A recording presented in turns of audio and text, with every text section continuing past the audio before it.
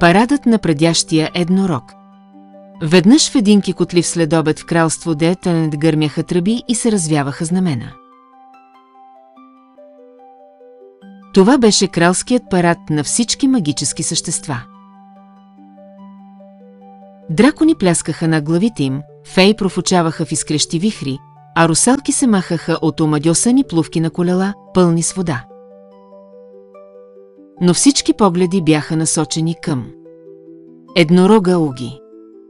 Уги беше излъскал рога си, изчетка опашката си в цвят дъга и дори се беше упражнил да ходи в права, величествена линия. Трябва да съм елегантен, прошепна той. Изящен. Магически. Когато направи първата си горда крачка по кралския път. Силен вик отекна по кълдърамения път. Уги замръзна. Тълпата замръзна. Тогава дете на първия ред избухна в смях. После още един. И друг. Следващата му стъпка го направи отново. О, изкрещи пръски, изчерви се Уги. Не сега. Всяка негова стъпка.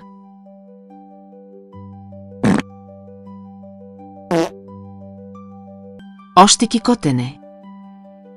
После пълен смях на корема. Рицарите изпуснаха копията си от прекалено силен смях. Шут едва не падна от мотоциклета си. Скоро децата от тълпата започнаха да имитират звуците.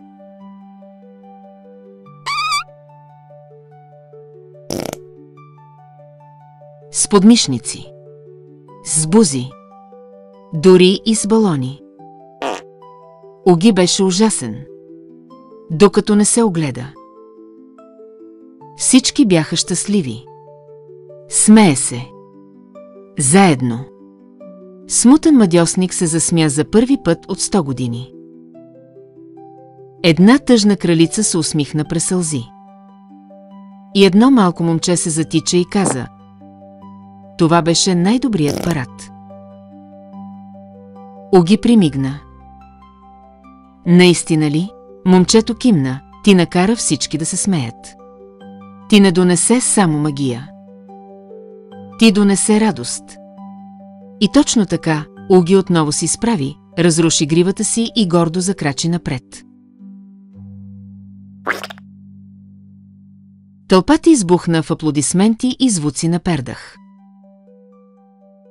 Да живее Одиди! Да тутинг юникорн! Докато фойерверките си стрелваха по небето и валяха дъговите конфети,